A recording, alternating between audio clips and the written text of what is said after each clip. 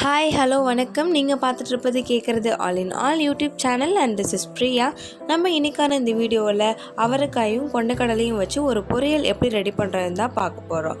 அதுக்கு அவரைக்காயை இந்த மாதிரி நல்லா வாஷ் பண்ணி எடுத்துக்கோங்க.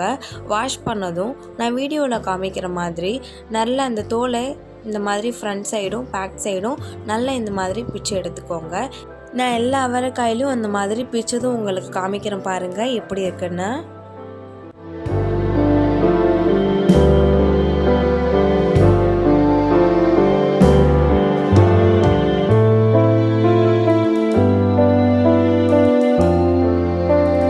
இப்போ பார்த்தீங்கன்னா நம்ம எல்லா காயிலையும் அந்த தோலை பிச்சு சேர்த்துட்டோம். பிச்சதுக்கப்புறம் இந்த மாதிரி நல்ல பொடி பொடியாக கட் பண்ணி சேர்த்துக்கோங்க. நீங்கள் நிறைய 1 2 3 4 5 நிறைய அடுக்கி வச்சுட்டு கட் பண்ணுங்கள். அப்போ தான் சீக்கிரமாக உங்களால் கட் பண்ண முடியும். இந்த மாதிரி கட் பண்ணி வச்சுக்கோங்க. நான் நேற்று நைட்டே கொண்டக்கடலை 1 கிளாஸ் ஊற வச்சுட்டேன். அதை இந்த மாதிரி குக்கரில் விசில் வச்சு நான் எடுத்துக்கிட்டேன். நல்லா வேக வச்சு எடுத்துக்கிட்டதும் நம்ம இப்போ ஸ்டவ் ஆன் பண்ணி ஸ்டார்ட் பண்ணலாம். ஸ்டவ் ஆன் பண்ணதும் நீங்கள் எந்த பாத்திரத்தில் சமைப்பீங்களோ அந்த பாத்திரம் வச்சுக்கோங்க. அது நல்லா ஹீட் ஆகட்டும்.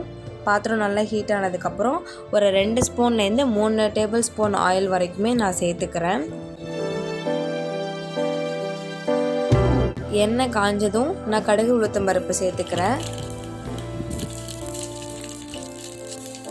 அது நல்லா இந்த மாதிரி பொரிஞ்சு வந்ததும் நான் கருவேப்பிலையும் சேர்த்து அது கூடயே நான் பொரிச்சுக்கிறேன்.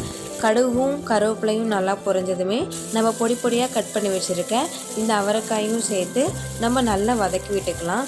அதோடைய பச்சை வாசனை போகிற வரைக்கும் நம்ம நல்லா வதக்கி விட்டுக்கலாம். அப்போ தான் அதோட சாப்பிடும் பொழுது அந்த பச்சை ஸ்மெல் வராமல் இருக்கும். நம்ம இந்த மாதிரி நல்லா மிக்ஸ் பண்ணி விட்டுக்கலாம்.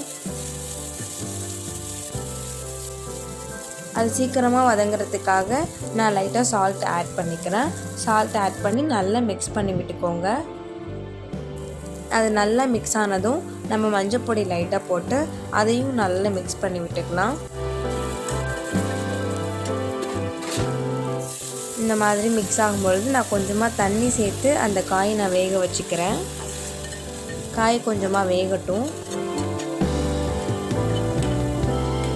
காய் வெந்ததும் நம்ம மசாலா ஆட் பண்ணிக்கலாம். காய் நல்லா இந்த அளவு வரணும். இந்த அளவு வெந்து வந்ததுக்கப்புறம் மிளகாத்தூள் ஆட் பண்ணிக்கிறேன். அது கூடவே கொத்தமல்லி தூளும் சேர்த்துக்கிறேன். இப்போ நம்ம ஆல்ரெடி வேக வச்சுருக்கோம் இல்லைங்களா அந்த கொண்டக்கடலை, அதையும் நான் இப்போ இது கூட சேர்த்து நல்லாவே மிக்ஸ் பண்ணி விட்டுக்கிறேன். ஆல்ரெடி நம்ம கொண்டக்கடலை வேக வைக்கும் பொழுதே கொஞ்சம் சால்ட்டு சேர்த்துருப்போம். அதனால் நீங்கள் சால்ட்டு போடும் போது உங்களுக்கு தேவையான அளவு போட்டுக்கோங்க. இப்போது இந்த மசாலா எல்லாம் மிக்ஸ் ஆகிற அளவுக்கு நல்லா மிக்ஸ் பண்ணி விட்டுக்கலாம். இந்த மாதிரி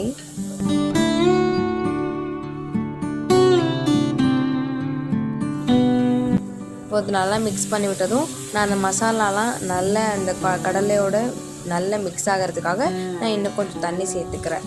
தண்ணி சேர்த்து அது நல்லா நான் வேக வச்சுக்கிறேன். அப்போ தான் மசாலாலாம் பச்சை ஸ்மெல் வராமல் நல்லா வெந்திருக்கும்.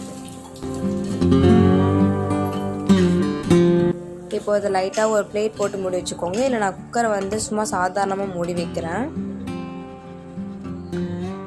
நான் கொஞ்சம் லைட்டாக ஓப்பன் பண்ணி அதை திரும்ப நான் மிக்ஸ் பண்ணி விடுறேன். பாருங்கள், நம்ம தண்ணி ஊற்றிருந்ததெல்லாம் ஓரளவு நல்லாவே வத்திருச்சு. நல்லாவே இப்போ மிக்ஸ் ஆகிடுச்சு. இப்போ பார்த்திங்கன்னா நம்ம செஞ்ச அவரைக்காய் கொண்டக்கடலை பொரியல் ரெடி ஆகிடுச்சு. பார்க்கவே எவ்வளோ சூப்பராக இருக்குது பாருங்கள். சாப்பிடவும் டேஸ்டியாக இருக்கும், ஹெல்த்தியாகவும் இருக்கும். உங்கள் குழந்தைங்களுக்கு லன்ச் பாக்ஸ் ஈஸியாக சீக்கிரமே 5 or 10 மினிட்ஸ்லேயே நீங்கள் இதை செஞ்சிடலாம். ஹெல்த்தியாகவும் இருக்கும். மறக்காமல் உங்கள் வீட்டு குழந்தைங்களுக்கு இதை செஞ்சு கொடுத்து பாருங்கள். அவ்வளோதாங்க, நம்மளுடைய டிஃபன் பாக்ஸும் ரெடி ஆகிடுச்சு, டைமும் சேவ் ஆகிடுச்சு, ஹெல்த்தையும் கவனிச்சிக்கிட்ட மாதிரி ஆகிடுச்சு. இந்த ரெசிபியை கண்டிப்பாக ட்ரை பண்ணிவிட்டு மறக்காமல் கமெண்ட் பண்ணுங்கள். வழக்கம் போல் பாசிட்டிவிட்டி ஸ்ப்ரெட் பண்ணுங்கள், ஃபன்னியாக இருங்க. தேங்க்யூ. Follow for more.